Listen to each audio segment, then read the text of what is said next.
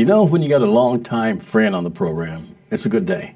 It's going to be a good day, too, because you're going to learn some history and learn the future, perhaps of East St. Louis, today on The Bernie Hayes Show.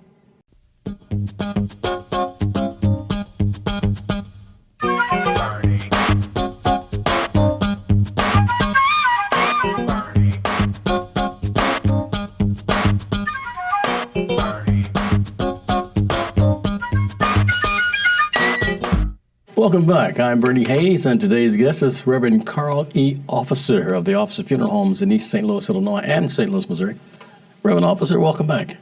Good morning again, Bernie. Thank you so very much for inviting me back here to be on KNLC. I really appreciate it. Oh, it's a pleasure. Always a pleasure to see you. Always a pleasure to talk to you. Always a pleasure to learn from you. Reverend Officer, the city of East St. Louis, what's its future? I wish I knew. I think that I'm always an optimist. I believe that East St. Louis is no different in some ways than any other metropolitan community in America. It has to evolve. And we were once a great manufacturing center in the late 20th century. I don't think we'll ever return to that. I don't think any major city in Illinois or Missouri or in America will ever get to those levels again. But I do think that East St. Louis has an opportunity to be a productive partner in the metropolitan area, in the region. Their number one industry right now seems to be gaming, from the casino queen. And I would think that as technology evolves, as our transportation needs become a little more defined, that we'll probably see more of East St. Louis's future in the area of entertainment and in the area of transportation. You know, you were once the youngest mayor in the entire country, United States of America, and you were the mayor of East St. Louis, Illinois. Any aspirations to return to that position? Yeah, I'm thinking about running. Matter of fact, I am going to be running. Okay. In 2019. I have a dozen people that I really respect, business leaders, religious leaders, friends, civic leaders, come to me and said, would you consider running? And I said, yeah, I will do that. And I gave it some serious thought and some prayer. And I am willing to serve. I think that's the key word for me. I'm not willing to run for the office. I'm willing to serve in the office. Okay. I don't run for anything or from anything at this age. But I'm willing to serve. I'm willing to do what I do every day. I help people in my funeral business. Sure. I help people in my ministry. I don't see any difference in what I was doing in politics from what I do every day now. So it's an extension. I'm going to be an empty nester after next May. My daughter will be going away to college. Leaving home. After 18 years of raising, I think, a very interesting part of my life. She'll be going away to college, so I'll have some extra time on my hands to devote to service. This is great.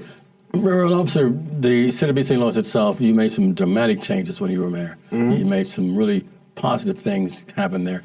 What do you want to see happen this term when you're elected? Well, from what I know, I've lived here all my life, and from what I know right now, the men and women that presently make up the political scene in East St. Louis, these are good people. These are my friends. We have some sharp disagreements in terms of what public service is. We have some disagreements on about a variety of issues. Okay. Probably and principally the most pointed disagreement is on the integrity level.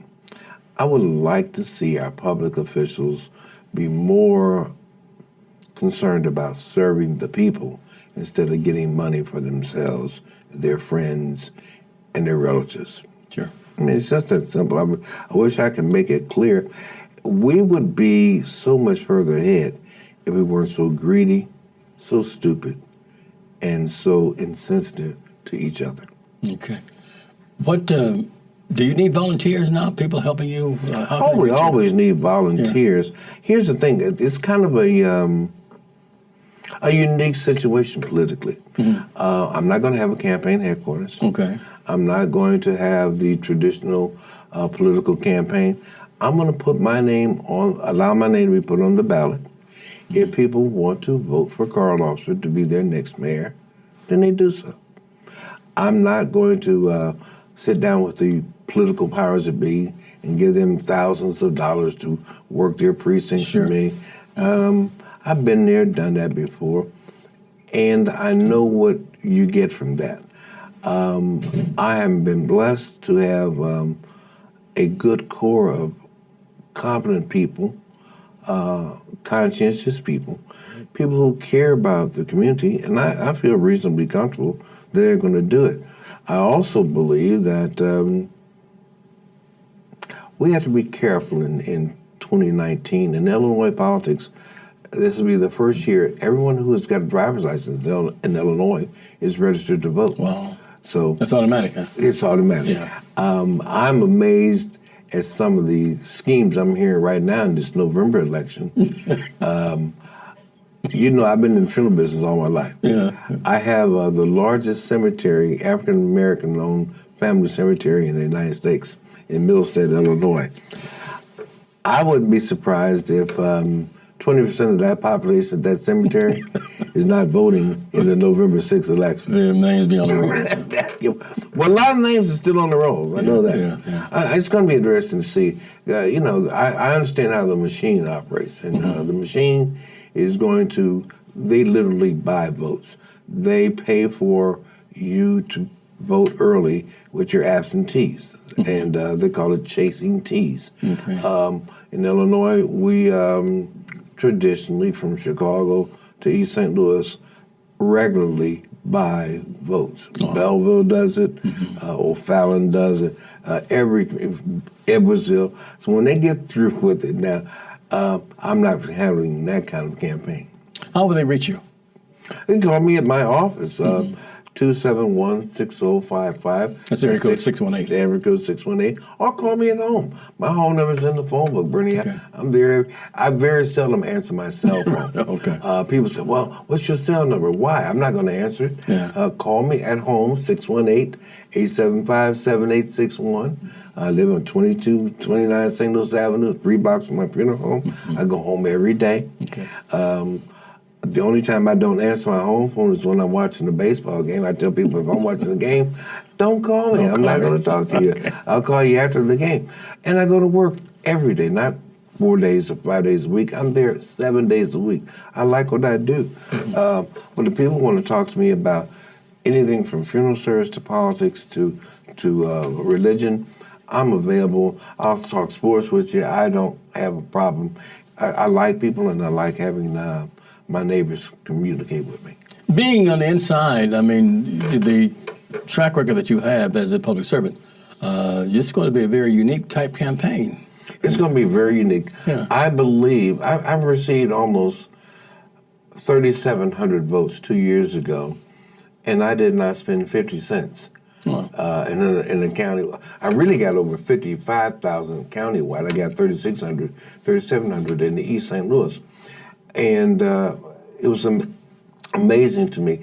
Persons who spent roughly $25,000, $26,000 couldn't get 1,200 votes. Wow.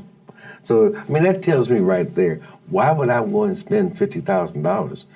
Because I believe I can win this mayor's race with 3,500 votes. Sure. Going away. I don't believe there's another, and I don't think they got that much money where they can buy 3,500 votes.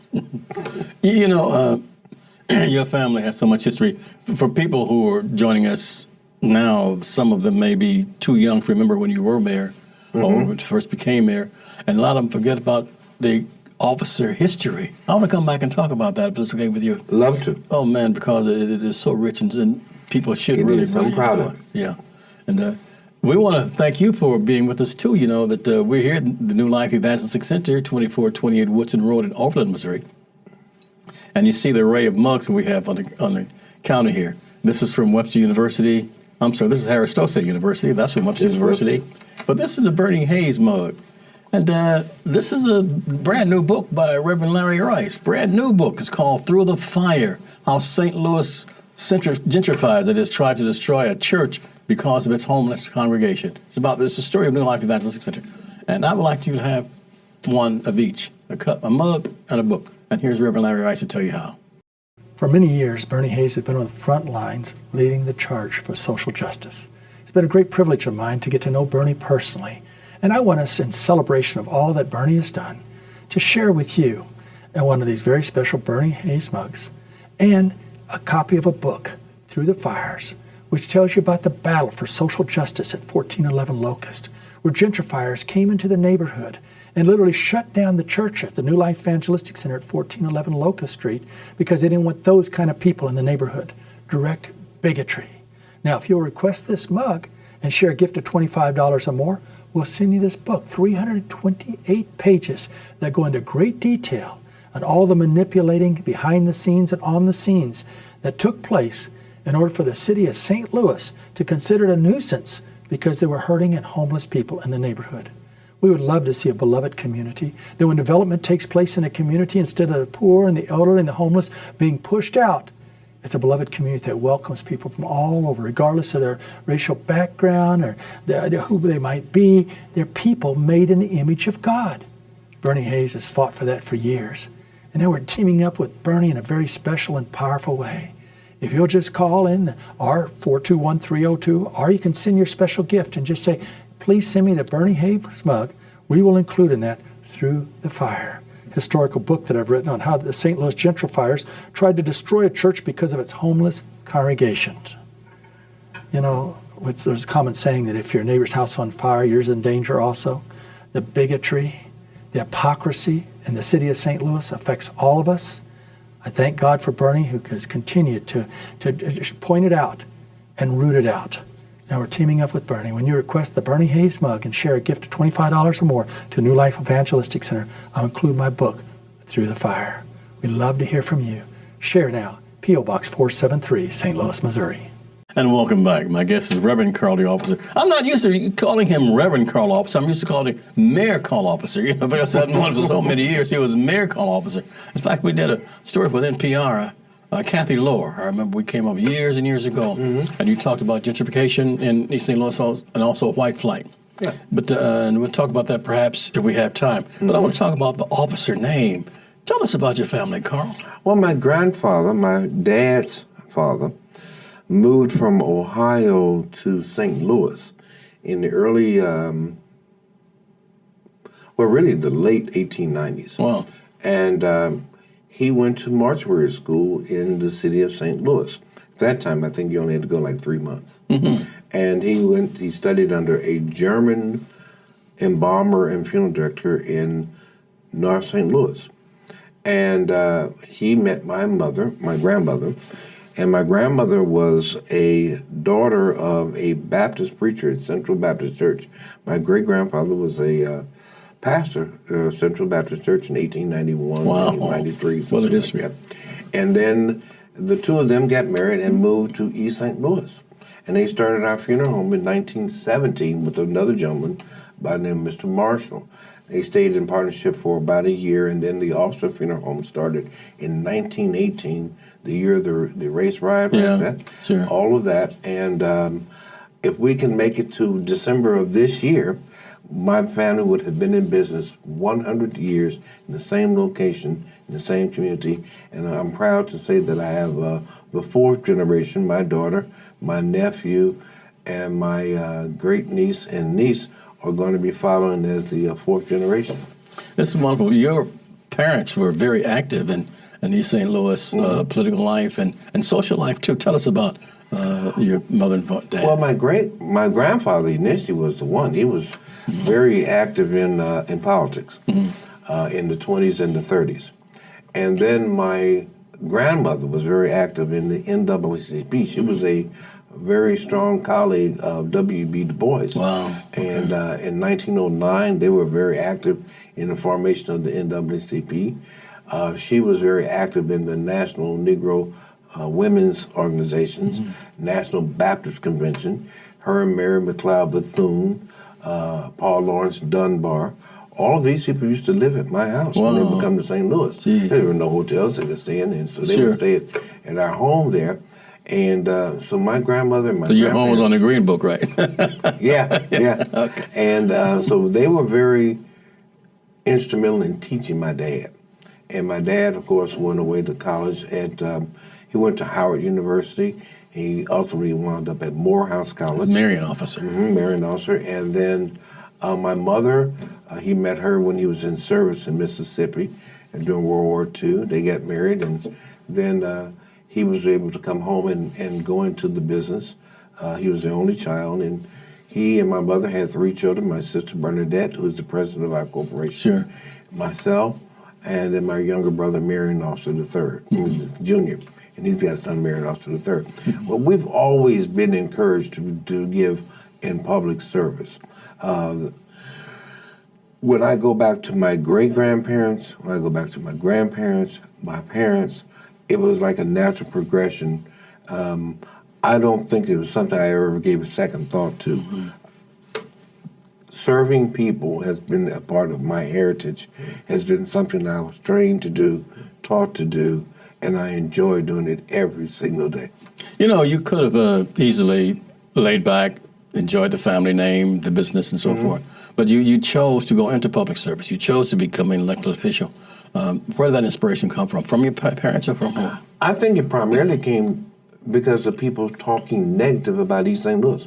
When I went away to college, when I went away to school, I have the privilege of having 4 degrees, and I've had the privilege of going to some very good schools in the United States and even overseas.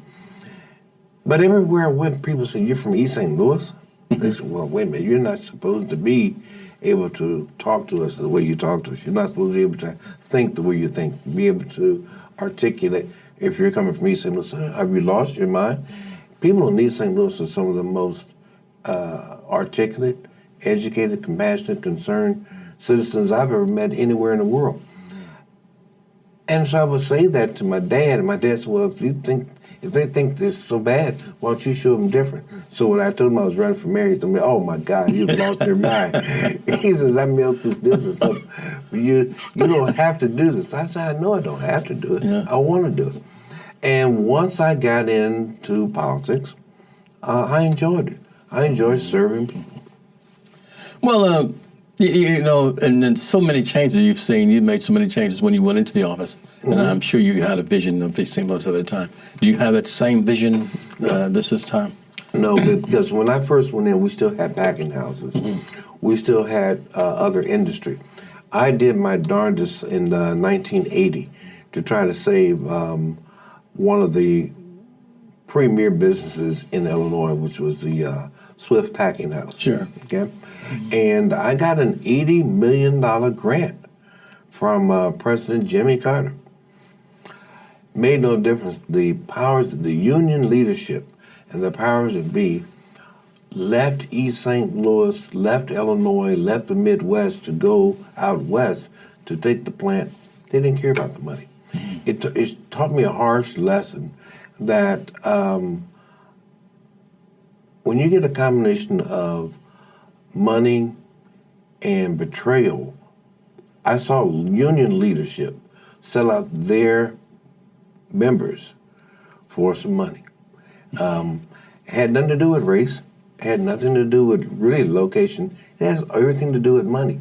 When I look at how politics is played today, we have, you've heard the phrase dark money in politics. Sure. Yeah. You've heard the phrase hidden money. Yeah. With political action committees, with all the funds that you see spent in all of these races all over the country, we have to be careful. We may lose our democracy based upon those persons who have copious amounts of money. When you can spend billions of dollars on an election, we're in trouble. Yeah.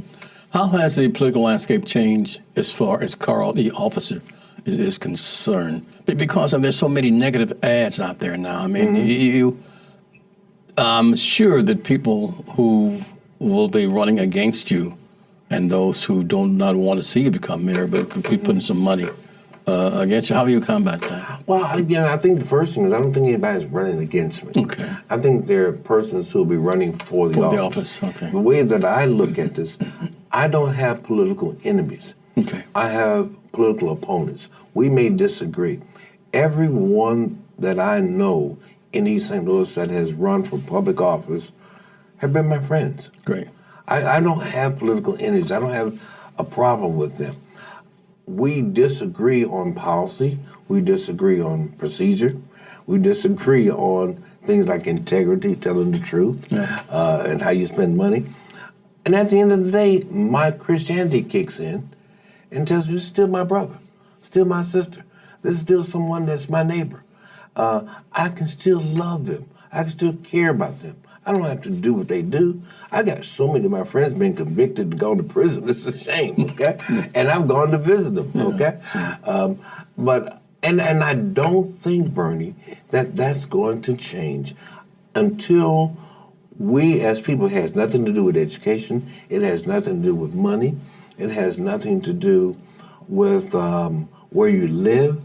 It has a lot to do with how you are raised in terms of integrity, honesty, and character. Okay. If you got the nicest suit on, drive the nicest car, have all kinds of degrees on the wall, but if you're a no good lying son of a gun, you're just a no good lying son of a gun. That's right.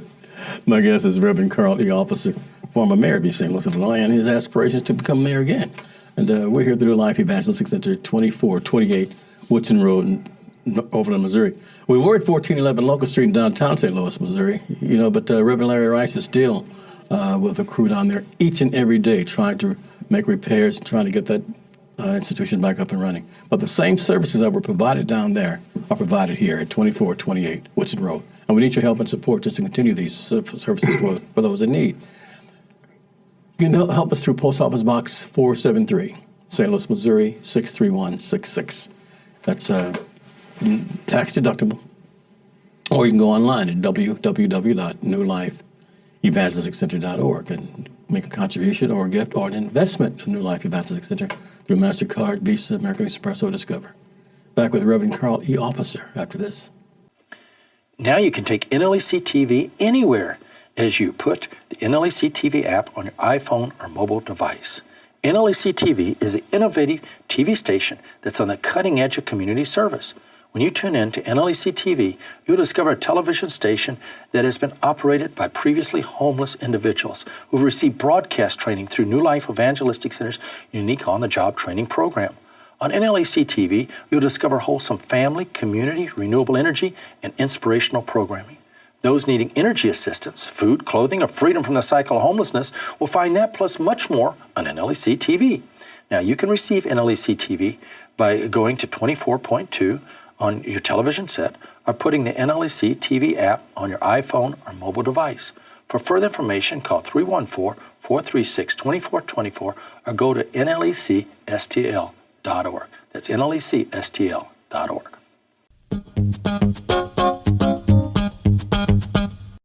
We'll be returning to our guest after this. Word about Jesse Owens, an American track and field athlete who won 4 gold medals in the 1936 Berlin Olympic Games.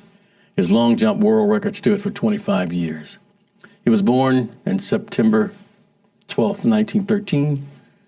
He died in 1980, also known as the Buckeye Bullet, won 4 gold medals and broke 2 world records in the 1936 Olympic Games in Berlin.